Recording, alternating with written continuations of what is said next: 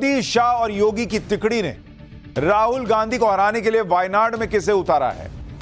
इधर राहुल ने नामांकन भरा, उधर वायनाड में अमेठी वाला खेला हो गया क्या? यूपी में फैला ऐसा रायता कि अखिलेश से समेटे नहीं सिमट रहा। 2024 चुनाव से पहले कांग्रेस को मुक्का मार झटका, टाटा बाय बाय फिनिश हो गया क्या मामला? 2024 चुनाव की सारी बड़ी और जरूरी खबरों का चैप्टर सबसे पहले होगा। इसके बाद बात होगी केजरीवाल की। तिहाड़ में ऐसा क्या हो रहा कि केजरीवाल की जान को खतरा हो सकता है क्या? 12 दिन में केजरीवाल का वजन 4.5 किलो गिर गया। इसका सच क्या है? हाईकोर्ट में केजरीवाल को लेकर ईडी ने वो कह दिया कि सब चौंक गए। इसका भी चैप्टर बताऊंगा आज आपको। और फिर 25 साल बाद वो हुआ कि ताइवान से चीन तक में हड़कंप क्यों मच गया, इसका चैप्टर। लेकिन सबसे पहले दिन भर की बड़ी खबरों का रिवीजन, उसके बाद पहला चैप्टर।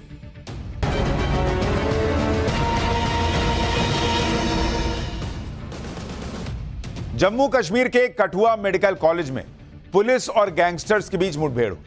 शूटआउट में गैंगस्टर्स को लीड कर रहा वासुदेव मारा गया। वासुदेव मर्डर केस में आरोपी था। गोलीबारी में 2 पुलिस अफसर दीपक शर्मा और अनिल कुमार घायल हो गए। एएसआई दीपक शर्मा को सिर में गोली लगी थी। अस्पताल में इलाज के दौरान उनकी मौत हो गई।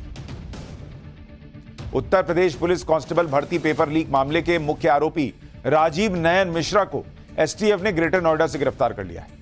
पूछताछ में खुलासा हुआ कि राजीव पहले भी कई बड़ी परीक्षाओं के पेपर लीक करवा चुका है और ऐसे मामलों में जेल भी जा चुका है।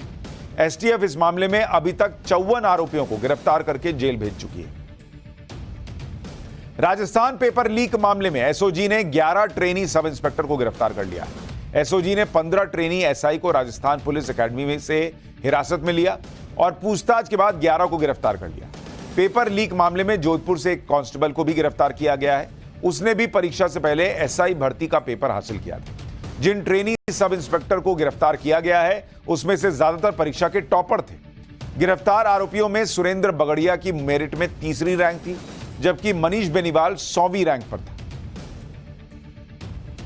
पटियाला में केक खाने से बच्ची की मौत के मामले में पोस्टमार्टम रिपोर्ट आ गई। हालांकि फॉरेंसिक विभाग की पोस्टमार्टम रिपोर्ट में मौत की वजह सामने नहीं आई। पोस्टमार्टम के दौरान बच्ची के पेट से 16 सैंपल इकट्ठा किए गए थे, जिन्हें पैथोलॉजी और केमिकल लैब में भेजा गया। इन दोनों सैंपल की रिपोर्ट आने के बाद ही बच्ची की मौत की असली वजह का खुलासा हो पाएगा। बिहार के पूर्व डिप्टी सीएम और बीजेपी नेता सुशील कुमार मोदी को कैंसर हो गया है। सुशील मोदी ने सोशल मीडिया पर खुद जानकारी देते हुए बताया कि पिछले 6 महीने से वो कैंसर से संघर्ष कर रहे हैं। ऐसे में वो लोकसभा चुनाव में प्रचार नहीं कर पाएंगे। बिहार और पार्टी का आभार जताते हुए उन्होंने कहा कि पीएम मोदी को सब कुछ बता दिया है। देश के कुछ हिस्सों में अगले 5 दिनों तक मौसम का मिजाज बदल सकता है।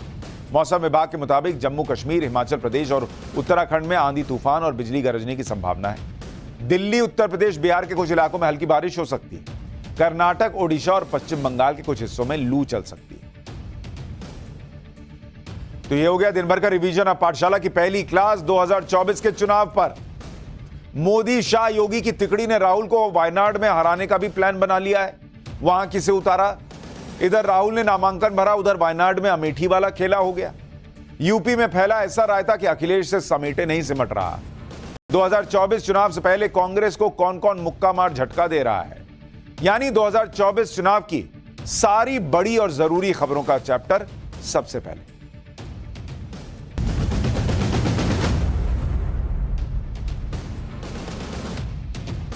लोकसभा चुनाव के लिए बीजेपी धमाधम प्रचार करने में जुटी। यूपी में तो पूरी ताकत लगा दी गई। सीएम योगी ने एक दिन में 3 जिलों में प्रचार शुरू कर दिया है। आज अमित शाह और राजनाथ सिंह भी यूपी पहुंच गए। बीजेपी के जबरदस्त प्रचार के बीच इंडी गठबंधन की हालत पतली दिख रही। अखिलेश और कांग्रेस का हाल यह है कि उन्हें चुनाव लड़ाने के लिए कैंडिडेट नहीं मिल रहे। कंफ्यूजन इतना है कि कभी कोई कैंडिडेट बदल देते हैं, कभी किसी का टिकट काट देते हैं। लड़ाई झगड़े इतने हो रहे हैं कि इंडी गठबंधन में एक पार्टी के कैंडिडेट को दूसरी पार्टी के कार्यकर्ता अपनाने को तैयार नहीं है। ऊपर से इंडी गठबंधन और अखिलेश की मुसीबत को मायावती ने बढ़ा रखा है। मायावती के कैंडिडेट्स की जो लिस्ट आ रही है, वो लिस्ट समाजवादी पार्टी की धड़कनें बढ़ा रही होगी। आज सबसे पहले चुनावी चैप्टर में चुनाव से जुड़ी एक एक खबर आपको बताता हूं। आपको राहुल गांधी के बारे में भी बताऊंगा, जो वायनाड से पर्चा भरने आज गए, लेकिन वायनाड में भी राहुल गांधी के साथ खेला हो गया। लेकिन पहले देख लीजिए कि यूपी में क्या चल रहा है। आज उत्तर प्रदेश में बीजेपी के दो बड़े नेताओं ने चुनावी रैलियां की। गाजियाबाद में रक्षा मंत्री राजनाथ सिंह ने प्रचार किया और पश्चिमी उत्तर प्रदेश के मुजफ्फरनगर में गृह मंत्री अमित शाह ने मोर्चा संभाला। अमित शाह ने कहा कि बीजेपी ने पश्चिमी उत्तर प्रदेश में सुरक्षित माहौल दिया है। सुनिए अमित शाह को, फिर बताता हूं कि मुख्यमंत्री योगी आदित्यनाथ कैसे तूफानी अंदाज में वो भी प्रचार में लगे हुए हैं। आज मैं पश्चिमी उत्तर प्रदेश में आया हूं। 2014 में मैं भाजपा का प्रभारी था। मैं ये आया था कैराना से, मुजफ्फरनगर से, सहारनपुर से पलायन चालू हो गया। यहां पर कोई सुरक्षित नहीं था। आपने 2017 में भाजपा की सरकार बनाई। योगी सरकार ने यहां पर गुंडों का आतंक बनकर यहां पलायन रोका है और लोगों को सुरक्षित किया है। बीजेपी ने यूपी में पूरी ताकत झोंकी हुई है। आप देखिए ना भाई, अमित शाह, राजनाथ सिंह, सीएम योगी, पीएम मोदी यहां प्रचार कर चुके, मतलब सब लगे हुए हैं, क्योंकि 80 सीट का मामला है भाई। सीएम योगी तो पहले ही दिन रात एक कर रहे हैं। एक दिन में सीएम योगी 3-3 जिलों में चले जा रहे हैं। पिछले कुछ हफ्ते से सीएम योगी का फोकस पश्चिमी यूपी है, जहां से यूपी में चुनाव की शुरुआत हो रही है। सीएम योगी यहां लगातार प्रबुद्ध सम्मेलन के जरिए लोगों से कनेक्ट कर रहे हैं। योगी आदित्यनाथ आज आगरा में थे। सीएम ने कहा कि उत्तर प्रदेश की जनता को मोदी की गारंटी पर भरोसा है। यूपी में इंडी गठबंधन को तो कैंडिडेट नहीं मिल रहा है। सुनिए योगी आदित्यनाथ को, फिर पश्चिमी उत्तर प्रदेश को लेकर बीजेपी का प्लान क्या है, इसके बारे में बात करूंगा। एक और भारतीय जनता पार्टी के नेतृत्व में एनडीए गठबंधन है और चुनाव परिणाम के बारे में लोग पहले से आश्वस्त हैं। दूसरी ओर वे लोग हैं जो दल को तो मिलाना चाहते हैं, लेकिन उनके दिल ही नहीं मिल पा रहे हैं। अलग अलग क्षेत्रों में जब इनको प्रत्याशी नहीं मिल पा रहे हैं, तो सपा का प्रत्याशी कांग्रेस में जा रहा है, कांग्रेस का सपा में जा रहा है, और तब जोड़ तोड़ करके किसी प्रकार से ये लोग चुनावी अखाड़े में अपना दांव आजमाने का कार्य कर रहे हैं। यानी योगी आदित्यनाथ कह रहे हैं कि कोई नहीं है टक्कर में भाई। उधर पश्चिमी उत्तर प्रदेश पर बीजेपी का फोकस इसलिए भी है क्योंकि 2019 में बीजेपी पश्चिमी यूपी की 7 सीटें हार गई। इसमें अमरोहा, मुरादाबाद, रामपुर, संभल, नगीना, बिजनौर और सहारनपुर जैसी सीटें शामिल। इस बार पश्चिमी यूपी में जयंत चौधरी की आरएलडी का भी सपोर्ट है और मायावती की बीएसपी भी अकेले चुनाव लड़ रही है। तो ऐसे में बीजेपी के लिए पश्चिमी यूपी की सभी सीटें निकालना बहुत मुश्किल नहीं है, लेकिन बीजेपी कोई चांस तो लेती नहीं। तो चौतरफा प्रचार चल रहा है। बीजेपी किसी सीट पर कोई कसर नहीं छोड़ना चाहती, क्योंकि उसका मिशन क्लियर है कि यूपी की हर सीट जीतने का है। नहीं होता आप एग्जाम में पढ़ लिए लेकिन नहीं भैया रिवीजन कर लो, कौन सी चीज छूट जाए, दिमाग से निकल जाए, वही बीजेपी का हाल है। उधर बीजेपी के सामने विपक्ष की हालत खराब है। इनका चैप्टर ही खत्म नहीं हो रहा। इससे पढ़ते हैं, अरे ये तो पढ़ा ही नहीं, अरे ये तो पढ़ा ही नहीं वाला हिसाब। वहां कंफ्यूजन अलग है। इनकी हालत उस स्टूडेंट जैसी है जिनको पता ही नहीं है कि अगला एग्जाम किस विषय का है। समाजवादी पार्टी का हाल तो यह है कि कम से कम 6 सीटें ऐसी हैं जहां समाजवादी पार्टी कैंडिडेट बदल चुकी। नोएडा की सीट पर समाजवादी पार्टी 3 बार कैंडिडेट बदल चुकी। मेरठ और आगरा की सीट से भी कैंडिडेट बदले जा चुके हैं। रामपुर और मुरादाबाद में कैंडिडेट को लेकर बवाल अब तक चल रहा है। यह भी कहा जा रहा है कि अब बागपत से भी कैंडिडेट बदला जा सकता है। बदायूं से शिवपाल को टिकट मिला, लेकिन वो अपने बेटे को लड़ाना चाहते हैं। कुल मिलाकर समाजवादी पार्टी के अंदर क्या चल रहा है, यह खुद समाजवादी पार्टी के लोग नहीं जानते। इस कंफ्यूजन के साथ ही एक और बड़ी मुसीबत यह है कि समाजवादी पार्टी और कांग्रेस के इंडी गठबंधन का तालमेल भी नहीं बैठ रहा। जैसे अमरोहा की सीट कांग्रेस को मिली और वहां से दानिश अली को कांग्रेस ने कैंडिडेट बनाया है, लेकिन कांग्रेस के कैंडिडेट को समाजवादी पार्टी के लोग ही बर्दाश्त नहीं कर पा रहे। दानिश अली की जनसभा में समाजवादी पार्टी के कार्यकर्ताओं ने आरोप लगा दिया कि सांसद दानिश अली तो कभी दिखाई नहीं देते। इसके बाद दानिश अली की चुनावी सभा में ऐसा बवाल हुआ कि झगड़ा शुरू हो गया, धक्का मुक्की हो गई, हाथापाई की नौबत आ गई। देखिए वहां क्या हुआ।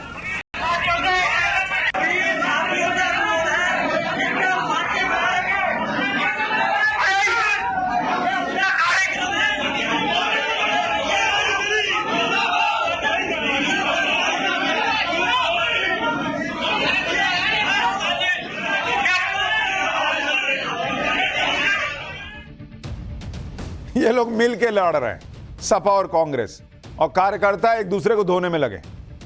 कांग्रेस और समाजवादी पार्टी में मनमुटाव तो पहले से था, लेकिन मजबूरी थी तो गठबंधन कर लिए दोनों। लेकिन गठबंधन की गांठें सबको दिख रही हैं। सोमवार को लखनऊ में यूपी कांग्रेस ने होली मिलन समारोह रखा। इसमें अखिलेश को न्योता दिया गया था, लेकिन अखिलेश यादव कांग्रेस के कार्यक्रम में ही नहीं गए। इस पर जब अखिलेश से सवाल किया गया तो वो बीजेपी की बात करने लगे। सुनिए एक बार अखिलेश यादव को।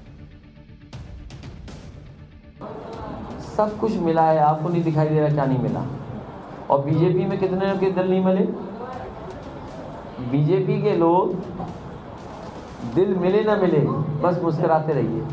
देखा नहीं जिन्होंने क्या क्या नहीं सुनाया, क्या क्या नहीं कहा, उन्हें कैसे गले मिलाया जा रहा है। अखिलेश की एक और बड़ी मुसीबत है, और वो मुसीबत है बीएसपी। मायावती इस बार इस तरह से कैंडिडेट दे रही हैं जो अखिलेश यादव के लिए बड़ी परेशानी बन जाए। बीएसपी ने आज अपने कैंडिडेट्स की तीसरी लिस्ट जारी की है। 12 उम्मीदवारों के नाम हैं इसमें।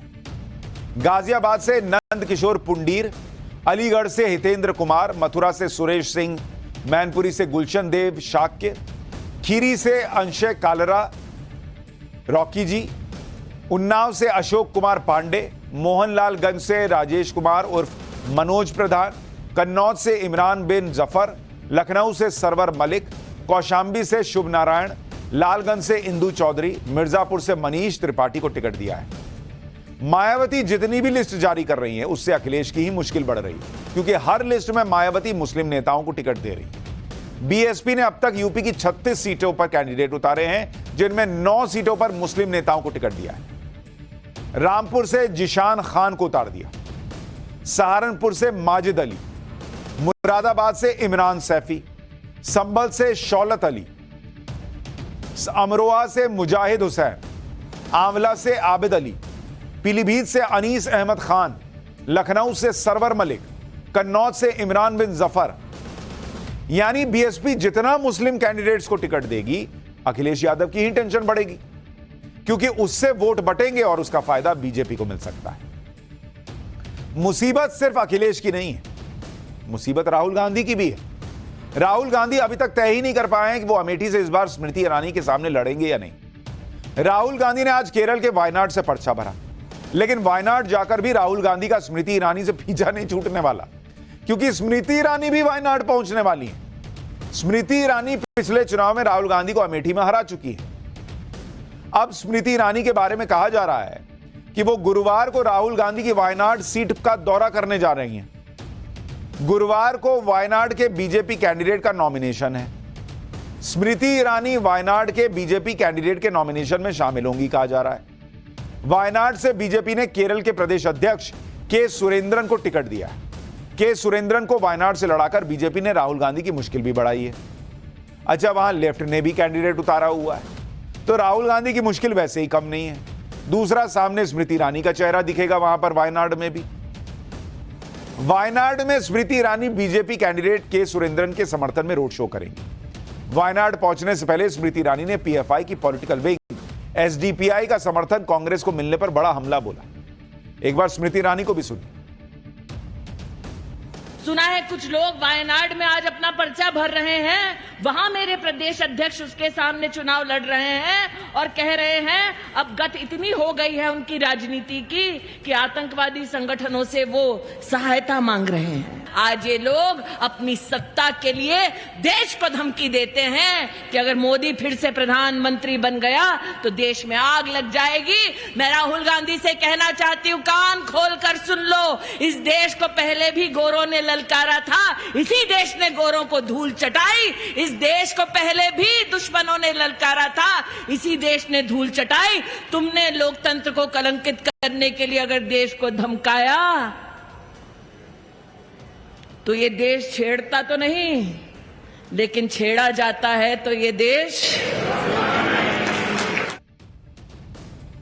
वायनाड भी अब राहुल गांधी के लिए बिल्कुल सेफ सीट नहीं रह गई है, कहा जा रहा है, क्योंकि राहुल गांधी के सामने सीपीआई ने भी मजबूत कैंडिडेट उतारा है। इस कैंडिडेट के बारे में आपको आगे बताऊंगा, लेकिन पहले देख लीजिए कि राहुल गांधी ने आज वायनाड में कैसे अपना नॉमिनेशन फाइल किया। वायनाड में राहुल गांधी के नामांकन भरने के दौरान उनकी बहन प्रियंका वाड्रा भी उनके साथ थी। नॉमिनेशन से पहले राहुल ने प्रियंका के साथ वायनाड में करीब 1 घंटे का रोड शो किया और नामांकन के बाद राहुल गांधी वायनाड की गलियों में प्रचार करते भी दिखे। वायनाड सीट से नॉमिनेशन पर राहुल गांधी ने क्या कहा है वो सुन लीजिए, फिर आपको बताता हूं कि राहुल गांधी की वायनाड सीट भी क्यों खतरे में बताई जा रही है। ये जो लड़ाई है ये लोकतंत्र और कॉन्स्टिट्यूशन, संविधान को बचाने की लड़ाई है। एक तरफ कांग्रेस पार्टी और इंडिया अलायंस लोकतंत्र के लिए लड़ रहे हैं, संविधान के लिए लड़ रहे हैं, और दूसरी तरफ प्रधानमंत्री मोदी जी, अमित शाह जी और बीजेपी के लोग, आरएसएस के लोग संविधान को और लोकतंत्र को खत्म करने में लगे हुए हैं।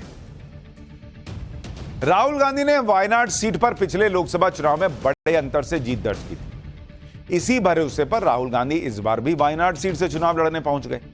हालांकि इस बार केरल की मुस्लिम और ईसाई बहुल इस सीट पर राहुल गांधी की राह आसान नहीं दिख रही, क्योंकि वायनाड से राहुल की दावेदारी को लेकर इंडी गठबंधन में कांग्रेस की सहयोगी लेफ्ट पार्टियां नाराज हो गई। सीपीआई महासचिव ए राजा ने राहुल के वायनाड से चुनाव लड़ने के फैसले को शॉर्ट साइटेड फैसला बता दिया और साफ कह दिया कि इसका इंडी गठबंधन को लेकर अच्छा मैसेज नहीं जाएगा।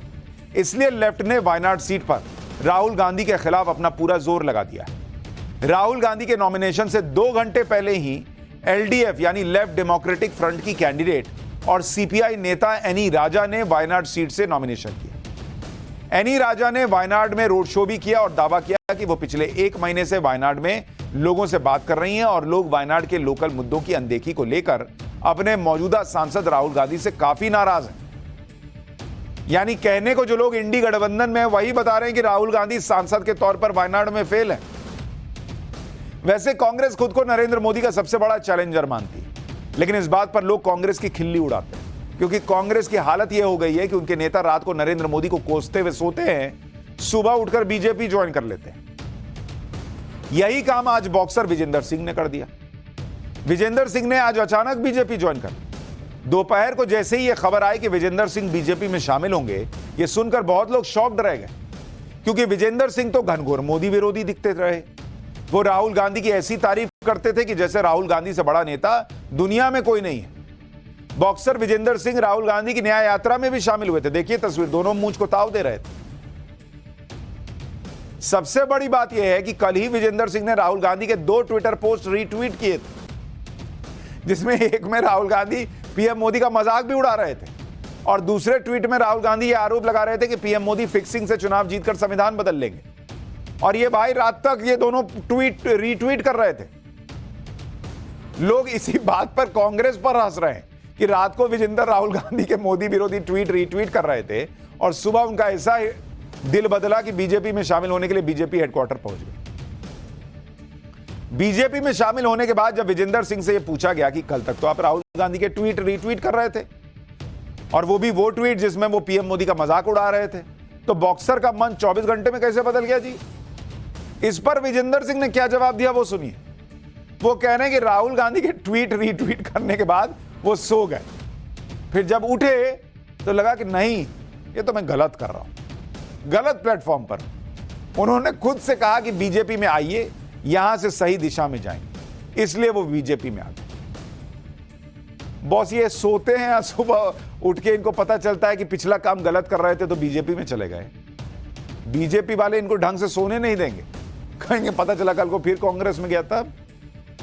विजेंदर सिंह की इस बात पर सोशल मीडिया में लोग खूब हंस रहे हैं, कि विजेंदर ने कोई बहाना नहीं बनाया, कोई इधर उधर की बात भी नहीं की, जो सीधी बात कहनी थी वो कह दी।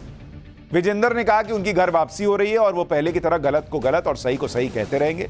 सुनिए विजेंदर सिंह को, फिर बताएंगे कि विजेंदर बीजेपी में शामिल होकर क्या करने वाले हैं। एक तरह से कहते घर वापसी हो रही है मेरी। तकरीबन 19 में मैं चुनाव लड़ा था और ऑलमोस्ट 5 साल होने वाले हैं, अभी 4 साल होने वाले हैं।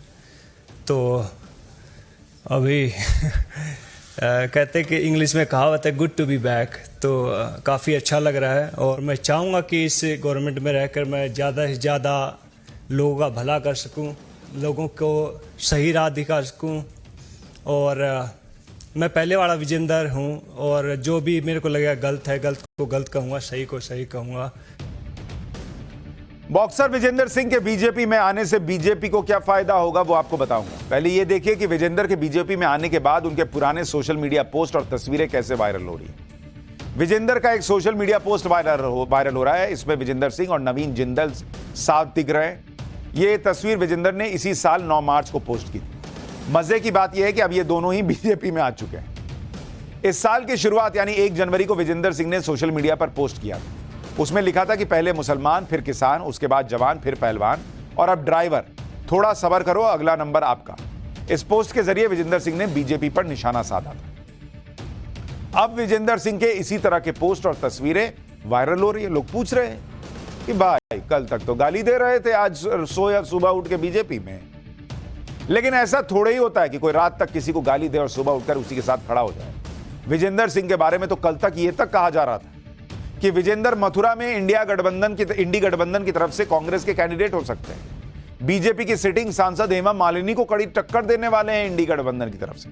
लेकिन विजेंदर अब बीजेपी में आ गए तो इंडी गठबंधन का मथुरा प्लान भी फेल होता दिख रहा है। अब इंडी गठबंधन को मथुरा से कोई और कैंडिडेट देखना होगा, क्योंकि जिन विजेंदर सिंह को कांग्रेस मथुरा से कैंडिडेट बनाने के बारे में सोच रही थी वो तो अब मथुरा में बीजेपी की कैंडिडेट हेमा मालिनी का प्रचार करते दिखेंगे। कहानी ही पलट गई। लेकिन सवाल यह है कि क्या सिर्फ दूसरों का प्रचार करने के लिए विजेंदर सिंह बीजेपी में आए हैं या वो भी चुनाव लड़ेंगे? अगर उन्हें चुनाव लड़ना है तो मुश्किल यह भी है कि विजेंदर के गृह राज्य हरियाणा में बीजेपी सभी सीटों पर ऑलरेडी कैंडिडेट उतार चुकी है। विजेंदर को हरियाणा से टिकट तभी मिल सकता है जब बीजेपी अपना कोई कैंडिडेट बदले। मथुरा से विजेंदर का चुनाव लड़ना संभव नहीं, क्योंकि वहां से हेमा मालिनी को बीजेपी का टिकट ऑलरेडी मिला हुआ है। वो कल नामांकन भी कर देंगी। विजेंदर सिंह जाट समुदाय से आते हैं तो उन्हें पश्चिमी यूपी या फिर राजस्थान की किसी सीट से टिकट मिलने की उम्मीद होगी। राजस्थान में बीजेपी ने अभी 22 सीटों पर कैंडिडेट घोषित किए, 3 सीटें अभी होल्ड पर हैं। हो सकता है वहां से विजेंदर को उम्मीद हो कि उन्हें टिकट मिल जाएगा। बॉक्सर विजेंदर सिंह किस डील के तहत बीजेपी में आए ये तो कुछ दिन में क्लियर हो ही जाएगा। लेकिन बीजेपी को विजेंदर सिंह को ज्वाइन करवाने से क्या फायदा है ये भी देखना होगा। और विजेंदर सिंह को बीजेपी कैसे यूज करेगी ये भी बड़ा सवाल है, क्योंकि ये वही विजेंदर सिंह है जो 2019 में राजनीति में आए, कांग्रेस के टिकट पर साउथ दिल्ली से चुनाव लड़ा, लेकिन बीजेपी के रमेश बिदूड़ी से हार गए। अब विजेंदर सिंह बीजेपी में है तो बीजेपी उनका इस्तेमाल अपने खिलाफ चल रहे नैरेटिव को तोड़ने में कर सकती है। जैसे महिला पहलवानों के मुद्दे पर बीजेपी घिरी थी, विजेंदर सिंह भी तब बीजेपी में के खिलाफ थे, लेकिन अब वो बीजेपी में है तो इस मुद्दे पर बीजेपी का पक्ष खिलाड़ियों तक पहुंचाएंगे। दूसरा मुद्दा हरियाणा और पश्चिमी यूपी में जाटों की नाराजगी का है। पहले जयंत चौधरी को लेकर पश्चिमी यूपी को बीजेपी ने सेट किया, उसके बाद हरियाणा में जेजेपी से गठबंधन टूटा तो फिर जाट समीकरण को सेट करने के लिए विजेंदर जैसे लोगों को बीजेपी में ले आए। आज बीजेपी में शामिल होने के साथ ही विजेंदर सिंह ने कह दिया कि बीजेपी की सरकार में खिलाड़ियों का मान सम्मान बढ़ा है। सुनिए विजेंदर सिंह ने स्पोर्ट्स के मुद्दे पर क्या कहा। फिर विजेंदर के बाद आज ही एक और कांग्रेस के नेता ने बड़ा धमाका किया है, उसके बारे में बताता हूं। जिस तरह से मान सम्मान खिलाड़ियों का देश विदेश में बढ़ा है वो काबिल तारीफ है। जैसे हम बाहर यूके में फ़ाइट करने जाते थे, दुबई में फ़ाइट करने जाते थे, आयरलैंड में फ़ाइट करने जाते थे, तो कई बार एयरपोर्ट पर बहुत सारी चीज़ें होती थी। लेकिन जब से हमारी बीजेपी सरकार आई है, मोदी गवर्नमेंट आई है, तब से एक बहुत सरल और कहते बहुत आसान तरीके से हम कहीं भी आ जा सकते हैं। जो मान सम्मान इस गवर्नमेंट में मिला है तो खिलाड़ी उसके लिए बहुत धन्यवाद करते हैं। कांग्रेस से एक नेता तो निकल चुका है, दूसरा नेता भी निकलने की तैयारी में है। महाराष्ट्र कांग्रेस के नेता संजय निरुपम इन दिनों तिल मिलाए हुए। क्योंकि इंडी गठबंधन की वजह से उनकी सीट फंस गई। इसी वजह से संजय निरुपम हर दिन कांग्रेस के खिलाफ बयानबाजी कर रहे हैं। महाराष्ट्र में इंडी गठबंधन के तहत कांग्रेस, शरद पवार की एनसीपी, उद्धव ठाकरे की शिवसेना मिलकर चुनाव लड़ा। अभी सीटों को लेकर बातचीत और चर्चा हो ही रही है, लेकिन मुंबई उत्तर पश्चिम सीट से उद्धव ठाकरे ने अपना कैंडिडेट उतार दिया। संजय निरुपम ने कांग्रेस पार्टी को अल्टीमेटम दे दिया कि कल तक इस सीट पर कोई फैसला नहीं लिया तो उनके पास विकल्पों की कमी नहीं है। संजय निरुपम कांग्रेस से कितना नाराज हैं, यह संजय निरुपम के बयानों से पता चल रहा है। संजय निरुपम ने कहा कि उत्तर पश्चिम मुंबई लोकसभा सीट पर कांग्रेस कल तक फैसला कर ले, उद्धव ठाकरे से अपना कैंडिडेट वापस लेने के लिए कहे या फिर फ्रेंडली फाइट पर फैसला करें। अगर उत्तर पश्चिम मुंबई सीट उद्धव ठाकरे की शिवसेना को दी गई तो वो कोई बड़ा फैसला ले सकते हैं। इतना ही नहीं, संजय निरुपम तो कांग्रेस आलाकमान पर भी सीधा हमला कर रहे हैं। संजय निरुपम का कहना है कि कांग्रेस आलाकमान ने उनसे कई दिनों से बात नहीं की, उनसे पूछा तक नहीं गया। कांग्रेस देश में न्याय की बात करती है, लेकिन अपने लोगों का ध्यान नहीं रखती। लड़ाई अब आर पार की होगी। जिस तरह से कांग्रेस की सीटों को छीना गया है, कांग्रेस के लोग अलग हुए हैं, उसमें शिवसेना, उद्धव ठाकरे गुट का छिपा मकसद है कांग्रेस को खत्म करना। संजय निरुपम के बगावती तेवरों का भी कांग्रेस पर कोई असर नहीं पड़ रहा, बल्कि कांग्रेस ने तो संजय निरुपम पर ही एक्शन ले लिया। कांग्रेस ने संजय निरुपम का नाम स्टार प्रचारकों की लिस्ट में शामिल किया था, लेकिन अब स्टार प्रचारकों की लिस्ट से संजय निरुपम का नाम ही हटा दिया। कांग्रेस नेताओं का कहना है कि संजय निरुपम को पार्टी से निष्कासित कर देना चाहिए। महाराष्ट्र कांग्रेस अध्यक्ष नाना पटोले ने तो कहा कि संजय निरुपम को कोई नोटिस नहीं दिया जाएगा, सीधे ऑन द स्पॉट एक्शन लिया जाएगा। सुनिए एक बार। बिल्कुल, उनका स्टार प्रचारक में नाम आया था, वो हमने कैंसिल किया है। और जिस तरह से उनके वक्तव्य आ रहे हैं, वो किसी की सुपारी लिए जैसे वक्तव्य कर रहे हैं, और इसलिए उनके ऊपर शिस्त भंग की कार्रवाई की जाएंगी। आज उनके ऊपर कार्रवाई आज या कल में हो जाएगी। क्या पार्टी से निकाला जाएगा? कार्रवाई होगी, दिया जाएगा पहले? कोई नोटिस नहीं है, ऑन द स्पॉट। कांग्रेस के इस एक्शन पर भी संजय निरुपम ने पलटवार कर दिया। संजय निरुपम ने सोशल मीडिया पर लिखा कि कांग्रेस उनके लिए ज्यादा ऊर्जा और स्टेशनरी नष्ट न करे, बल्कि अपनी बची खुची ऊर्जा और स्टेशनरी का इस्तेमाल पार्टी को बचाने के लिए करे। वैसे भी पार्टी भीषण संकट के दौर से गुजर रही है। निरुपम ने लिखा कि उन्होंने 1 हफ्ते की जो मोहलत दी थी वो आज खत्म हो गई, कल वो खुद ही फैसला ले ले। एक तरफ जहां चुनाव के मैदान में उतरे बिना ही कांग्रेस नेता गर्म होते दिख रहे हैं, वहीं नागपुर से प्रचार में जुटे केंद्रीय मंत्री नितिन गडकरी ने गर्मी से बचने का अनूठा तरीका निकाला। नितिन गडकरी ने चुनाव प्रचार के लिए ऐसा रथ तैयार किया है जिसमें स्प्रिंकलर लगे, जो समय समय पर ठंडा पानी जो है उसकी बौछार करते रहते। इससे गर्मी में चुनाव प्रचार के दौरान नितिन गडकरी को काफी राहत मिलती है। गडकरी ने इस बार नागपुर सीट पर 5 लाख से ज्यादा वोटों के अंतर से जीत का टारगेट सेट किया हुआ है। सुनिए टारगेट को पूरा करने के लिए नितिन गडकरी ने क्या प्लान बनाया है। फिर मंडी में बीजेपी कैंडिडेट कंगना रनौत के चुनावी अभियान की झलक भी दिखाता हूं। जनता का उत्स्फूर्त प्रेम है, उत्साह के साथ स्वागत हो रहा है। मैंने कभी जातिवाद और सांप्रदायिक की राजनीति की नहीं। मैं अक्सर कहता हूं कि नागपुर मेरा है और मैं नागपुर को अपना परिवार मानता हूं और नागपुर मुझे अपना मानता ही है। उधर चुनाव लड़ने के लिए मुंबई से हिमाचल में अपने घर मंडी पहुंची कंगना रनौत ने भी चुनाव प्रचार में पूरी ताकत लगा दी। मंडी में जहां कांग्रेस अब तक कैंडिडेट तय नहीं कर पाई, वहीं कंगना रनौत मंडी में ग्राउंड पर उतरकर एक्टिव मोड में आती। कंगना रनौत मंडी सीट पर धुआंधार प्रचार कर रही हैं, इलाके के लोगों के बीच जा रही हैं। कंगना चुनाव प्रचार के दौरान पार्टी के कार्यकर्ताओं की बैठकें कर रही हैं, कार्यकर्ताओं के साथ जमीन पर बैठकर खाना खाती नजर आ रही हैं। यानी स्टारडम पीछे छोड़ दिया है, नेता जैसा व्यवहार करने लगी। बिहार के पूर्व डिप्टी सीएम और राज्यसभा सांसद सुशील मोदी से जुड़ा एक अपडेट भी आपको बताता हूं। सुशील मोदी ने खुद को कैंसर होने की जानकारी देकर आज सबको चौंका दिया, और उनकी हालत कैसी हो गई ये देखिए। पहचान में नहीं आ रहे हैं सुशील मोदी। कैंसर के चेकअप कराने के लिए सुशील मोदी आज दिल्ली एम्स पहुंचे। एम्स से चेकअप के बाद जब सुशील मोदी पटना पहुंचे तो वो बहुत कमजोर दिख रहे थे। सुशील मोदी को व्हील चेयर के जरिए ले जाया गया। सुशील मोदी पिछले 6 महीने से कैंसर से जूझ रहे हैं, और आप उनकी हालत देखकर अंदाजा लगा सकते हैं, पहचान में नहीं आ रहे हैं कि ये वही सुशील मोदी। कैंसर से ये हाल हो गया, और उन्होंने आज ही ट्वीट करके कहा कि मेरी हालत ठीक नहीं है, मैंने बता दिया मोदी जी को भी और पार्टी को भी। लेकिन हालत तो कुछ और लोगों की भी ठीक नहीं। पाठशाला में अगली क्लास में आपको बताऊंगा तिहाड़ में ऐसा क्या हो रहा कि केजरीवाल की जान को खतरा हो सकता है क्या। 12 दिन में केजरीवाल का वजन 4.5 किलो गिर गया, इसका सच क्या निकला। हाईकोर्ट में केजरीवाल को लेकर ईडी ने वो कह दिया कि सब चौंक गए। अब इसका क्या।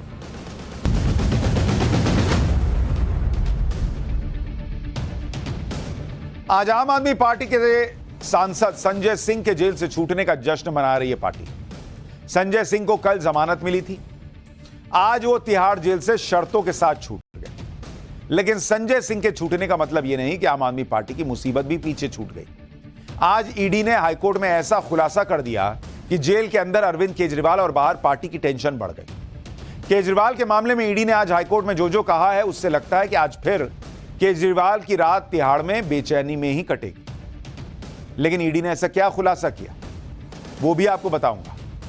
लेकिन पहले एक बात तो आम आदमी पार्टी समझ चुकी है कि केजरीवाल का जेल से बाहर आना इतना आसान नहीं। इसलिए पार्टी इस तरह का माहौल बनाने में जुटी है जिससे किसी तरह से केजरीवाल को हेल्थ ग्राउंड पर राहत मिल जाए। आज आम आदमी पार्टी ने अरविंद केजरीवाल की सेहत को लेकर बीजेपी पर 2 बड़े आरोप लगा दिए। पहला आरोप यह लगाया कि बीजेपी अरविंद केजरीवाल को जेल में रखकर उनकी सेहत से खिलवाड़ कर रही है, उनकी जान को खतरे में डाल रही है। दूसरा यह कि तिहाड़ जेल में अरविंद केजरीवाल को जानबूझकर उस जेल में रखा गया है जहां खतरनाक कैदी बंद है। यहां तक दावा कर दिया गया कि कुछ कैदी केजरीवाल को नुकसान भी पहुंचा सकते हैं। आज आम आदमी पार्टी की तरफ से यह दावा किया गया कि 21 मार्च यानी जब से अरविंद केजरीवाल गिरफ्तार हुए तब से आज तक यानी 12 दिन में अरविंद केजरीवाल का वजन 4.5 किलो गिर गया है। आम आदमी पार्टी ने आरोप लगाया कि गिरफ्तारी के वक्त अरविंद केजरीवाल का वजन 69.5 केजी था, जो अब 65 किलो रह गया है। आम आदमी पार्टी ने यह भी आरोप लगाया कि ईडी की कस्टडी में 3 बार उनका शुगर लेवल गिर गया, एक बार तो 46 तक चला गया। आम आदमी पार्टी का कहना है कि वो अरविंद केजरीवाल की सेहत के मामले में लीगल हेल्प लेंगे, यानी कोर्ट में भी इस बात को रखा जाएगा। एक बार आम आदमी पार्टी के नेता को सुनिए, फिर बताता हूं कि अरविंद केजरीवाल की सेहत और वजन गिरने के दावों का सच क्या है। जब से अरविंद केजरीवाल जी को भारतीय जनता पार्टी शासित केंद्र सरकार ने गिरफ्तार किया है, उनके स्वास्थ्य पर एक जबरदस्त खतरा मंडरा रहा है। आज मैं भारतीय जनता पार्टी को यह कहना चाहती हूं कि पूरा देश आज उन्हें देख रहा है। आज देख रहा है कि किस तरह से भारतीय जनता पार्टी ने झूठे केस लगाकर अरविंद केजरीवाल को जेल में डाल दिया है, जहां आज उनके स्वास्थ्य को खतरा हो रहा है। यानी आम आदमी पार्टी के हिसाब से चलिए तो जिस किसी भी आदमी को शुगर की बीमारी है उसको जेल नहीं भेजना चाहिए। आम आदमी पार्टी के इन आरोपों के बीच तिहाड़ प्रशासन ने बयान जारी करते हुए आज बताया कि 1 अप्रैल 2024 को जब अरविंद केजरीवाल को तिहाड़ लाया गया तब उनका वजन 65 किलो था। आज तीसरे दिन भी उनका वजन 65 ही किलो बना हुआ है। 1 अप्रैल को अरविंद केजरीवाल का शुगर लेवल 139 था। 2 अप्रैल को शुगर लेवल पहले 182 दर्ज हुआ, फिर 160 दर्ज किया गया। 3 अप्रैल को शुगर लेवल 140 दर्ज किया। इसी तरह अरविंद केजरीवाल का बीपी भी रोज मॉनिटर होता है। 1 अप्रैल को उनका बीपी 120/82 था, 2 अप्रैल को 121/83 और 3 अप्रैल को यानी आज 116/82 दर्ज किया गया। यानी सब कुछ देखिए तो नॉर्मल है और जेल में जाके तो उनका वजन स्टेबल हो गया, अब गिर भी नहीं रहा। तिहाड़ प्रशासन की तरफ से बताया गया कि अरविंद केजरीवाल की सेहत ठीक है, वाइटल्स नॉर्मल हैं, शुगर लेवल कंट्रोल में है, किसी तरह की कोई दिक्कत नजर नहीं आ रही। उनके सेहत में कोई गिरावट भी दर्ज नहीं हुई। तिहाड़ जेल के डॉक्टर्स और प्रशासन लगातार उनकी सेहत पर नजर बनाए हुए हैं। सूत्रों के मुताबिक केजरीवाल के सेल के बाहर तैनात वार्डर को भी यह आदेश दिया गया है कि अगर अरविंद केजरीवाल थोड़ा सा भी असहज दिखें तो तुरंत डॉक्टर्स को बुला लिया जाए। अब अरविंद केजरीवाल के वजन गिरने को लेकर अलग अलग दावे भी हैं। उनकी पार्टी कह रही है कि 12 दिन में 69.5 किलो से वो 65 किलो हो गए हैं। तिहाड़ प्रशासन कह रहा है कि पिछले 3 दिन में कोई वजन ही नहीं गिरा, 65 किलो का 65 किलो बना हुआ है। इस पर आम आदमी पार्टी का दावा है कि 21 मार्च से 31 मार्च के बीच जब अरविंद केजरीवाल ईडी की कस्टडी में थे तब उनका वजन 4.5 किलो गिरा है। इस पर ज्यादा क्लैरिटी तो ईडी दे सकती है, लेकिन सूत्रों से खबर यह है कि ईडी के पास अरविंद केजरीवाल के वजन को लेकर कोई जानकारी ही नहीं है। ईडी के सूत्र कह रहे हैं कि जब अरविंद केजरीवाल को हिरासत में लिया गया था तो उनका वजन ही नहीं मापा गया था। ईडी ने मेडिकल तो कराया, लेकिन बीपी, शुगर और दूसरे पैरामीटर चेक किए गए, अरविंद केजरीवाल का वजन ही नहीं मापा था। तो जब ईडी के मेडिकल में अरविंद केजरीवाल का वजन ही नहीं लिया गया, तो अरविंद केजरीवाल का वजन 69.5 केजी ईडी की कस्टडी में था, अब 65 हो गया। यह कैसे कहा जा रहा है? लेकिन कहना है तो कहा जा रहा है। अरविंद केजरीवाल का तिहाड़ में आज तीसरा दिन। हमने आपको बताया था कि तिहाड़ में केजरीवाल की पहली रात बेचैनी में बीती थी उनकी। हालांकि अब ऐसा लग रहा है कि धीरे धीरे अरविंद केजरीवाल जेल के रूटीन में ढलते जा रहे हैं। सूत्रों के मुताबिक दूसरे दिन रात में अरविंद केजरीवाल को नींद आई। हालांकि 2 बार नींद टूटी भी। इस दौरान वो बिस्तर पर बैठे नजर आए। थोड़ी देर बैठने के बाद वो फिर से सो गए। जेल में केजरीवाल ने दूसरे दिन की शुरुआत सेल में झाड़ू लगाने से की। बाहर एक पेड़ के आसपास एरिया भी साफ किया, यह कहा जा रहा है। साफ सफाई के बाद केजरीवाल ने अपनी सेल में योग किया, ध्यान किया, जिसके बाद नाश्ता किया। केजरीवाल के लिए उनके घर से बना खाना आया था, जिसे जांचने के बाद दोपहर को परोसा गया। कल सुनीता केजरीवाल ने अरविंद केजरीवाल से वीडियो कॉन्फ्रेंसिंग के जरिए दोपहर 1:30 बजे से 2 बजे के बीच बातचीत की। इसके बाद करीब 3 बजे केजरीवाल ने अपने वकील से मुलाकात की। इस दौरान उन्होंने कुछ कागजों पर साइन भी किए। सेल में केजरीवाल का ज्यादातर वक्त टहलते हुए और किताब पढ़ते हुए देखा गया। अब इतना टहलेंगे तो वजन तो कम हो ही जाएगा, फिर बाहर लोग कहेंगे कि वजन गिर गया, वजन गिर गया। दोपहर 3:30 बजे से शाम 6 बजे के बीच वो अपनी सेल से बाहर आए और वॉक किया। अरविंद केजरीवाल ने तिहाड़ जेल में कुर्सी, मेज और कुछ और चीजें इस्तेमाल करने की इजाजत मांगी, जिस पर दिल्ली की राउज एवेन्यू कोर्ट ने मंजूरी दे दी है। कोर्ट ने जेल अथॉरिटी को आदेश दिया है कि वो केजरीवाल की सेल में कुर्सी, मेज उपलब्ध कराए ताकि वो किताबें पढ़ सकें। इसके अलावा कोर्ट ने अरविंद केजरीवाल को इलेक्ट्रिक केतली के इस्तेमाल की भी इजाजत दे दी। केजरीवाल का कहना था कि वो डायबिटीज से पीड़ित हैं, उन्हें बार बार चाय पीनी होती है, जबकि जेल अथॉरिटी सिर्फ नियमों के हिसाब से उन्हें चाय देती है। ऐसे में कोर्ट ने उन्हें पानी गर्म करने के लिए इलेक्ट्रिक केतली के इस्तेमाल की इजाजत दे दी। अरविंद केजरीवाल को जेल में तो कुछ राहत मिल रही है, लेकिन जेल के बाहर उनके लिए परेशानियां बढ़ रही हैं। आज अरविंद केजरीवाल की गिरफ्तारी के विरोध में दी गई अर्जी पर हाईकोर्ट में सुनवाई हुई। अब जरा इसको भी सुनिए। केजरीवाल और ईडी की तरफ से जो दलीलें दी गई उसके बारे में बता दूं, उससे पहले यह जान लीजिए कि आज फैसला नहीं आया। हाईकोर्ट ने फैसला सुरक्षित रख लिया। अरविंद केजरीवाल की गिरफ्तारी पर आज हाईकोर्ट में जबरदस्त बहस हुई, जबरदस्त। अरविंद केजरीवाल की तरफ से अभिषेक मनु सिंघवी ने कई दलीलें रखी और ईडी की तरफ से एएसजी एसवी राजू ने उनका जवाब दिया और वो अलग ही फॉर्म में दिख रहे थे। पहले केजरीवाल के बचाव में अभिषेक मनु सिंघवी ने जो अहम दलीलें दी वो सुनिए, फिर बताऊंगा कि ईडी ने कैसे उन दलीलों की धज्जियां उड़ाने का काम किया। पहली दलील जो अरविंद केजरीवाल के वकील अभिषेक मनु सिंघवी ने दी कि चुनाव से पहले जानबूझकर गिरफ्तारी हुई है केजरीवाल की ताकि चुनाव प्रभावित किए जाए और पार्टी को तोड़ दिया जाए। उन्होंने लेवल प्लेइंग फील्ड का बात की कि मतलब केजरीवाल को गिरफ्तार करना लेवल प्लेइंग फील्ड नहीं है, मतलब सबको समान स्तर पर रहकर चुनाव लड़ने का मौका नहीं मिल रहा, खेलने का मौका नहीं मिल रहा। दूसरी दलील, सेलेक्टिव बयान लेकर उन्होंने अरविंद केजरीवाल के खिलाफ इस्तेमाल किया है। तीसरी दलील, कोई पैसा रिकवर नहीं हुआ, मनी ट्रेल का काम नहीं पता, मनी ट्रेल का कुछ पता नहीं। चौथी दलील, कोई नए बयान दर्ज नहीं किए गए, पुराने बयानों के आधार पर गिरफ्तारी हो रही है। पांचवी दलील, ईडी के पास कोई सबूत ही नहीं। यह अभिषेक मनु सिंघवी ने अपनी तरफ से बातें रखी। ईडी की तरफ से भी केजरीवाल की दलीलों का जवाब दिया गया। जैसे चुनाव के वक्त गिरफ्तारी पर ईडी ने अपनी दलील में कहा कि इस मामले की जांच अभी नहीं 2022 से चल रही, बयान दर्ज कराए जा रहे और गिरफ्तारियां हो रही। ईडी ने एक उदाहरण भी दिया और कहा कि मान लीजिए एक आतंकवादी है जो नेता भी है और वो आर्मी की गाड़ी को बम से उड़ा देता है, लेकिन कहता है कि उसे इलेक्शन में खड़ा होना है तो तुम मुझे हाथ नहीं लगा सकते। तो ये क्या कोई दलील हुई कि भाई तुम कुछ भी अपराध कर दो लेकिन तुम नेता हो और तुमको इलेक्शन लड़ना है तो तुमको नहीं गिरफ्तार किया जाएगा? ईडी पूछ रही है ऐसा होता है क्या? इसी तरह से ईडी ने एक आम आदमी का उदाहरण दिया कि आम आदमी तो जेल जाता है, लेकिन कोई यह कहे कि वो चीफ मिनिस्टर है इसलिए जेल नहीं जाएगा, इसलिए वो देश को लूटेगा, पैसा बनाएगा, घूस लेगा, लेकिन उसे कोई हाथ नहीं लगा सकता कि वो चीफ मिनिस्टर है क्योंकि इलेक्शन होने वाले हैं। तो ये किस तरह की दलील हुई भाई? यानी ईडी ने बड़े कड़े शब्दों में पूछा कि ये क्या चल रहा है? आम आदमी बोलते हैं, लेकिन आम आदमी जैसा व्यवहार क्यों नहीं चाहते? केजरीवाल की तरफ से अभिषेक मनु सिंघवी ने यह भी दलील रखी कि कुछ चुनिंदा लोगों के चुनिंदा बयान के आधार पर केजरीवाल के खिलाफ एक्शन हुआ है। इस दलील पर भी ईडी ने अपनी तरफ से जवाब में कहा कि ये लोग कह रहे हैं कि हमारे रिकॉर्ड किए गए स्टेटमेंट्स पर भरोसा नहीं किया जा सकता, जबकि होता यह है कि इन्वेस्टिगेटिंग ऑफिसर जब किसी को पहली बार बयान देने के लिए बुलाता है तो उसके बयान दर्ज किए जाते हैं। उसके बाद जैसे जैसे केस की जांच आगे बढ़ती है तो अलग अलग तथ्य दिखाकर बयान दर्ज कराए जाते हैं। असली सत्य तो तीसरे, चौथे और पांचवें स्टेटमेंट में सामने आता है, मतलब कई बार बाद में आता है। ईडी ने यह बात कही कि कोई स्टेटमेंट सही है या गलत, इसका पता तो ट्रायल में चलेगा ना बॉस।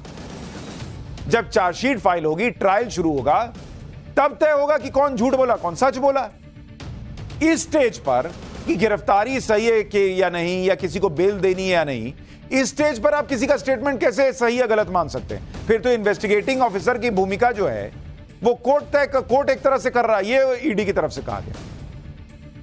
केजरीवाल की तरफ से यह दलील भी दी गई कि कोई पैसा अभी तक रिकवर नहीं हुआ, मनी ट्रेल का पता नहीं चला है। शराब घोटाले में पूरी आम आदमी पार्टी भी बार बार यही दलील देती। आज कोर्ट में ईडी ने इस बड़े अहम आरोप पर साफ साफ जवाब दिया। ईडी ने कहा कि ये लोग बार बार दलील दे रहे हैं कि आरोपियों के घर से 1 रुपया नहीं मिला। ईडी ने कहा कि पैसा मिलेगा कैसे? बॉस, पैसा गोवा चुनाव में खर्च कर दिया तो पैसा घर पे कैसे मिलेगा? जब ईडी इसे लेकर सवाल करती है कि पैसा कहां है, तो बचाव में कहा जाता है कि हमें नहीं पता। ईडी के वकील ने कहा कि शराब घोटाले के आरोपी अपने बचाव में यह भी कहते हैं कि अगर उन्होंने गलत किया है तो पैसा उनके घर से मिलना चाहिए। अगर आपने पैसा किसी को ये दे दिया तो घर से पैसा कैसे मिलेगा बॉस? ईडी पूछ रही है। भाई, पैसा लिया और खर्च कर दिया तो पैसा कैसे मिलेगा? पैसा का ट्रेल ना स्टैब्लिश होगा। ईडी के वकील ने केजरीवाल का जिक्र करते हुए कहा कि केजरीवाल व्यक्तिगत रूप से शामिल है, इसमें शामिल है। ईडी के वकील ने कहा कि आप खुद सोचिए, अगर एक मर्डर के केस में डेड बॉडी नहीं मिलती है, लेकिन उसके बावजूद आरोपी के खिलाफ मर्डर का केस चलता है कि नहीं? ऐसा तो नहीं होता कि अगर डेड बॉडी नहीं मिली है तो मर्डर ही नहीं हुआ, यह मान लिया जाता है। सजा मिलती है ना भाई।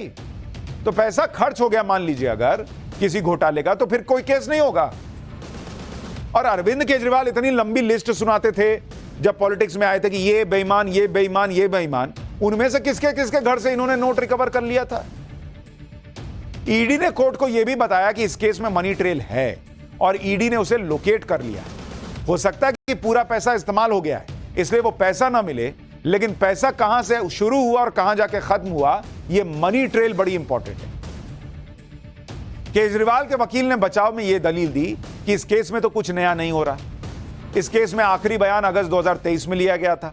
इस दलील पर ईडी ने जवाब दिया, कहा कि यह बात बिल्कुल गलत है कि आखिरी बयान अगस्त 2023 में लिया गया। ईडी के वकील ने कहा कि केजरीवाल कोर्ट के सामने गलत बयान देने के अपराधी हैं। ये लोग कह रहे हैं कि ईडी साफ नहीं है, लेकिन वो कितने साफ और पवित्र हैं मैं आपको बताता हूं। ईडी की तरफ से बताया गया कि ट्रायल कोर्ट ने खुद अपने ऑर्डर में यह रिकॉर्ड किया है कि इस मामले में फ्रेश स्टेटमेंट्स रिकॉर्ड किए गए हैं और इस आधार पर केजरीवाल की अर्जी को तुरंत खारिज कर देना चाहिए, क्योंकि वो कोर्ट को गुमराह कर रहे हैं। बॉस, कोर्ट कुछ बोलता है, आप बाहर आके प्रेस कॉन्फ्रेंस में कुछ बोलते हैं, ये चल जाएगा, लेकिन कोर्ट में आप कह रहे हैं कि कोई फ्रेश स्टेटमेंट नहीं हुआ और ईडी के वकील कह रहे हैं कि भैया लोअर कोर्ट खुद ही कह रहा है कि भाई फ्रेश स्टेटमेंट हुआ है, तो ये तो कोर्ट को गुमराह ना कर रहे हैं। इसी आधार पर इनको खारिज कीजिए इनका मामला, ईडी के वकील ने कहा। केजरीवाल की तरफ से यह भी दलील दी गई कि ईडी के पास कोई सबूत ही नहीं। इस पर ईडी ने कोर्ट को बताया कि उनके पास बहुत से तथ्य हैं, उनके पास व्हाट्सएप चैट है, हवाला ऑपरेटर के बयान है। ऐसा नहीं कि ईडी अंधेरे में तीर चला रही है। ईडी के पास ढेर सारा इनकम टैक्स का डेटा है। ईडी ने ऐसे सबूत जोड़ लिए हैं जिससे यह दिख रहा है कि घोटाले में जो पैसा मिला उसका इस्तेमाल गोवा चुनाव में हुआ। इसका फायदा आम आदमी पार्टी को हुआ और यह अपराध आम आदमी पार्टी की तरफ से किया गया। ईडी के इस बयान के तुरंत बाद कोर्ट ने कहा कि इससे पहले कि हम फैसला सुरक्षित रखें, हम केस की फाइल देखना चाहते हैं। इस पर ईडी ने कहा कि वो कोर्ट को यह फाइल दे देंगे। आज कोर्ट में बहस के दौरान ईडी ने एक बड़ा खुलासा भी किया, जिससे पूरी आम आदमी पार्टी पर बड़ा संकट आ सकता है। ईडी ने आज हाईकोर्ट को बताया कि शराब घोटाले में कुछ प्रॉपर्टीज पहले ही अटैच की जा चुकी हैं। 126 करोड़ की कीमत की प्रॉपर्टी पर एक्शन चल रहा है। ईडी आम आदमी पार्टी की प्रॉपर्टी अटैच करना चाह रही है। ईडी ने बताया कि आम आदमी पार्टी कई लोगों का समूह है, यानी कंपनी की तरह है, और पीएमएलए के सेक्शन 70 के तहत लोगों का समूह भी एक कंपनी हो सकता है। इस आधार पर आम आदमी पार्टी पीएमएलए सेक्शन 70 के तहत एक कंपनी है। इस कंपनी के मुखिया अरविंद केजरीवाल हैं, जो सारे फैसले लेते रहे। अगर कंपनी की तरफ से कोई गड़बड़ी की गई है तो वो जिम्मेदार है। इस मामले में जब मनी लॉन्ड्रिंग हुई तो अरविंद केजरीवाल ही इस कंपनी का सारा काम देखते थे। यानी आज कोर्ट में ईडी ने आम आदमी पार्टी के लिए दो बड़ी मुश्किल खड़ी कर दी। पहली तो यह कि आने वाले वक्त में ईडी आम आदमी पार्टी की प्रॉपर्टी अटैच कर सकती है। दूसरा, ईडी आम आदमी पार्टी को पीएमएलए के तहत एक कंपनी सिद्ध करके पूरी की पूरी पार्टी के खिलाफ एक्शन ले सकती है। और हमने आपको पहले भी पाठशाला में बताया था कि ईडी आम आदमी पार्टी को भी इस मामले में आरोपी बनाने जा रही है। शराब घोटाले में केजरीवाल के खिलाफ अपने केस को और मजबूत बनाने के लिए ईडी केजरीवाल के लॉक्ड फोन को भी किसी तरह खुलवाने के लिए संघर्ष कर रही है। केजरीवाल ने ईडी को जो फोन सरेंडर किए उनके पासवर्ड शेयर नहीं कर रहे। केजरीवाल बता ही नहीं रहे कि उनके फोन का पासवर्ड क्या है, तो फिर फोन देने का फायदा क्या? ऐसे में ईडी ने एप्पल कंपनी से भी संपर्क किया, क्योंकि वही आईफोन बनाती है, लेकिन कंपनी ने यूजर की प्राइवेसी का हवाला देते हुए फोन को अनलॉक करने से इनकार कर दिया। ईडी के मुताबिक केजरीवाल के फोन में कई सबूत हैं जो पूरे केस में अहम साबित हो सकते हैं। ऐसे में ईडी आईफोन को अनलॉक करने के दूसरे विकल्पों पर विचार कर रही है। एप्पल फोन को अनलॉक करने का पहला विकल्प है लेगेसी कॉन्टैक्ट फीचर। केजरीवाल ने अपने आईफोन में सिक्योरिटी फीचर के लिए जिसका भी नंबर रजिस्टर किया होगा, वो शख्स एक प्रोसेस के जरिए केजरीवाल के आईफोन को ओपन कर सकता है, लेकिन इस प्रोसेस के लिए अरविंद केजरीवाल की ही जरूरत पड़ेगी। ऐसे में ईडी के पास फोन को अनलॉक करने का दूसरा विकल्प है एथिकल हैकिंग। एथिकल हैकिंग का इस्तेमाल अपराधियों के डेटा को निकालने के लिए होता है, लेकिन एथिकल हैकिंग के लिए ईडी को भारी खर्चा करना पड़ सकता है। अरविंद केजरीवाल का फोन अनलॉक हो ना हो, आज संजय सिंह तिहाड़ के लॉक से बाहर आ गए। शराब घोटाले में बेल मिलने के बाद कुछ देर पहले संजय सिंह तिहाड़ से बाहर आए। संजय सिंह के जेल से बाहर आते ही आम आदमी पार्टी के कार्यकर्ताओं ने फूल बरसाकर उनका स्वागत किया। ईडी ने विरोध नहीं किया, इसलिए जमानत मिली है, लेकिन फूल ऐसे बरस रहे हैं जैसे मामला ही खत्म हो गया। जेल के बाहर का माहौल देखकर तो ऐसा लग रहा था जैसे संजय सिंह जमानत पर नहीं बल्कि बरी होकर बाहर आए। जेल से बाहर आकर संजय सिंह भाषण देने लगे। उन्होंने कहा कि उन्हें भरोसा है कि जल्दी ही अरविंद केजरीवाल भी बाहर आएंगे। एक बार संजय सिंह को सुन लीजिए, फिर आगे की बात।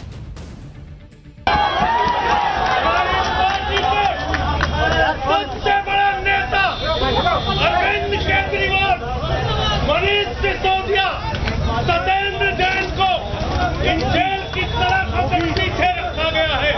मुझे पूरा भरोसा है कि जेल के ताले टूटेंगे और ये बात जाओ यार।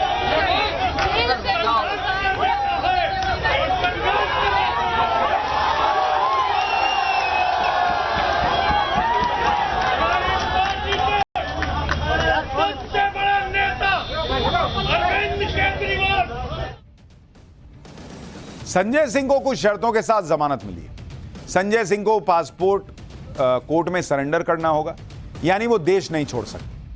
अगर वो दिल्ली एनसीआर से बाहर जाएंगे तो अपना पूरा शेड्यूल ईडी को बताना होगा। वो अपना फोन नंबर जांच अधिकारी को बताएंगे, जिसकी लोकेशन को हमेशा ऑन रखना होगा। संजय सिंह शराब घोटाले में अपने रोल को लेकर मीडिया या सार्वजनिक जगहों पर चर्चा नहीं करेंगे। जमानत की एक अहम शर्त यह भी है कि संजय सिंह सबूतों के साथ कोई छेड़छाड़ नहीं करेंगे। उधर आम आदमी पार्टी की नेता आतिशी ने कल जो कथित खुलासा किया था, उस पर वो फंसती नजर आ रही। दिल्ली बीजेपी ने आतिशी को कानूनी नोटिस भेज दिया है। आतिशी ने आरोप लगाया था कि बीजेपी नेता उनको ऑफर दे रहे हैं कि बीजेपी में आ जाओ। आतिशी के इस बयान के बाद बीजेपी ने उनसे माफी मांगने की मांग की। जब ऐसा नहीं हुआ तो बीजेपी ने आतिशी को मानहानि का नोटिस भेज दिया। इस पर बीजेपी क्या कह रही है, सुन लीजिए।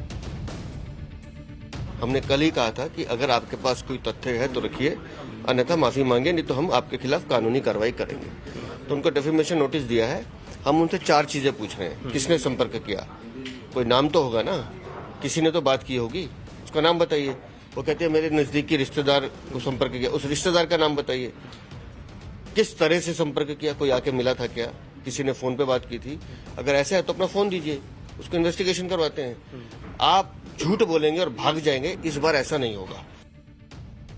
यानी बीजेपी ताल ठोक कर कह रही है कि भैया हमने इनको कहीं नहीं बुलाया, कोई पार्टी में नहीं बुलाया। ये गलत बोल रही हैं। उन्होंने कर दिया मानहानि का केस। अब अगर आतिशी ठीक हैं, सच बोल रही हैं, तो वो भी ताल ठोक कर सबूत रख दें कि फलाना आदमी था, इससे फलाने आदमी ने संपर्क किया था, ये फोन कॉल की रिकॉर्डिंग है, ये वीडियो है, कुछ रखें सबूत। लेकिन सबूत तो ये लोग बहुत दिन से रख रहे हैं।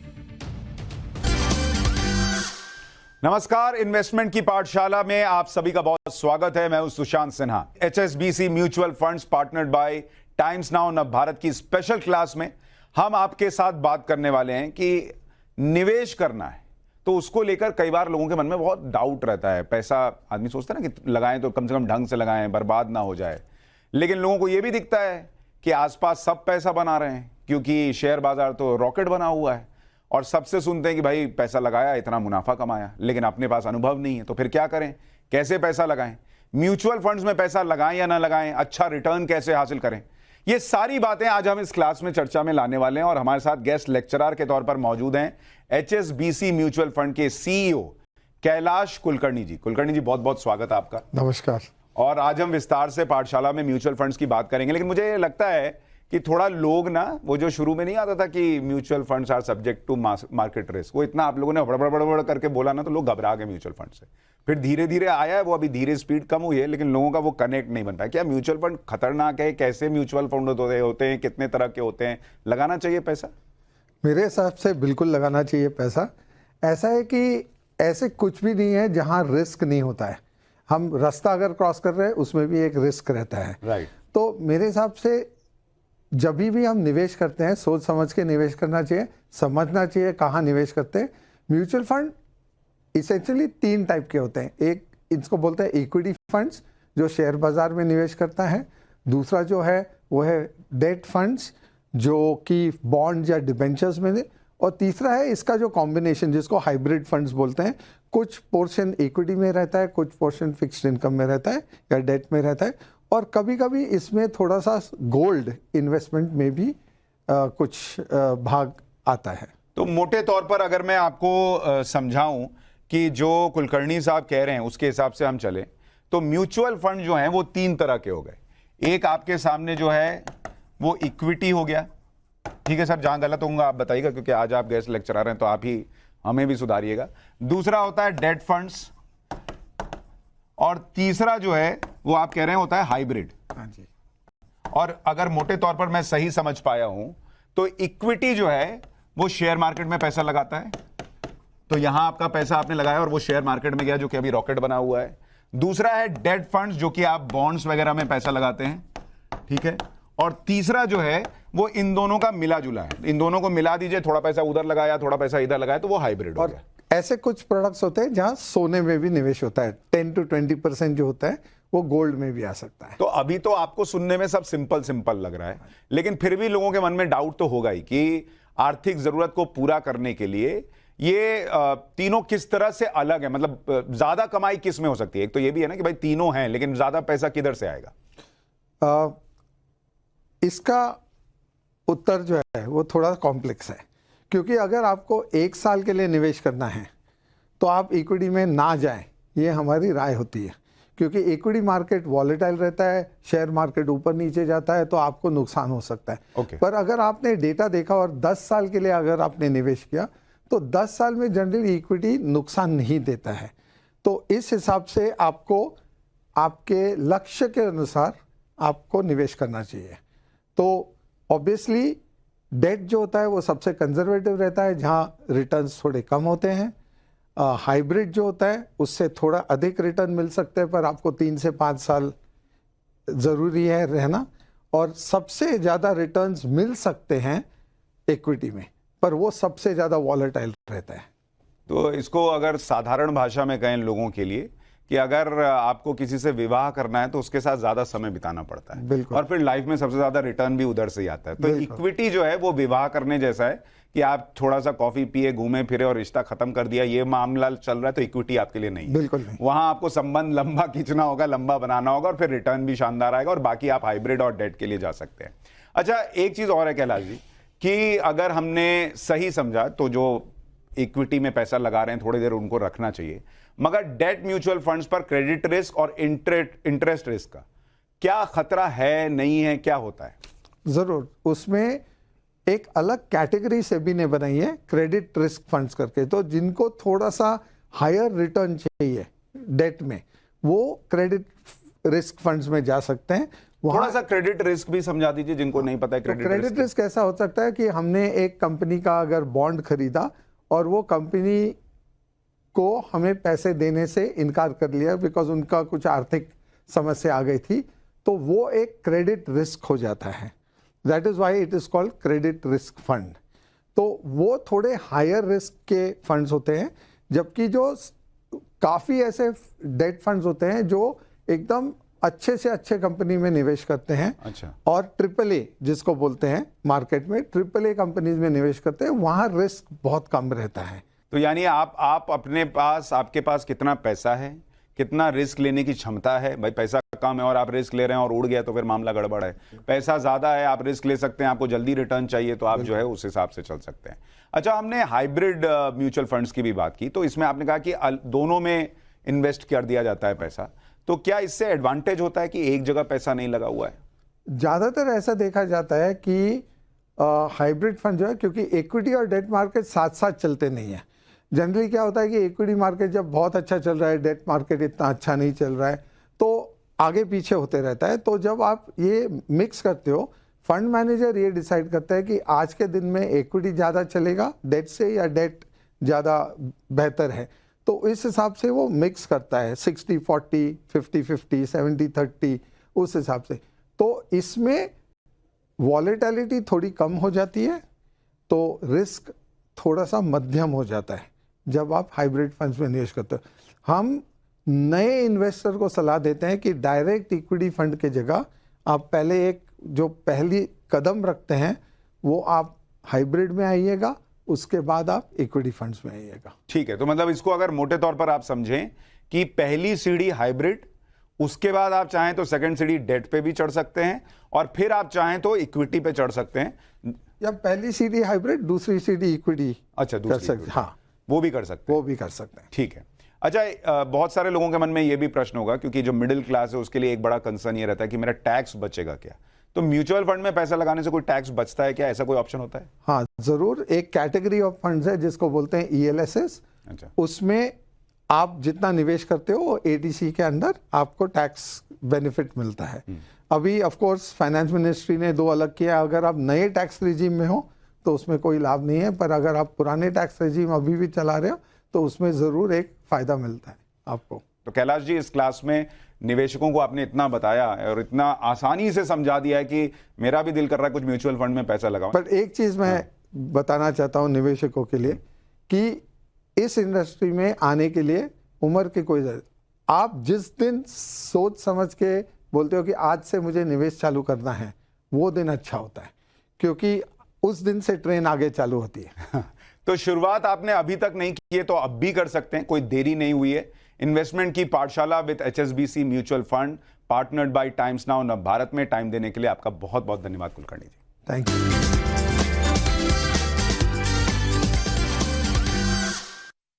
म्यूचुअल फंड निवेश बाजार जोखिम के अधीन है। योजना संबंधी सभी दस्तावेजों को सावधानी से पढ़ें।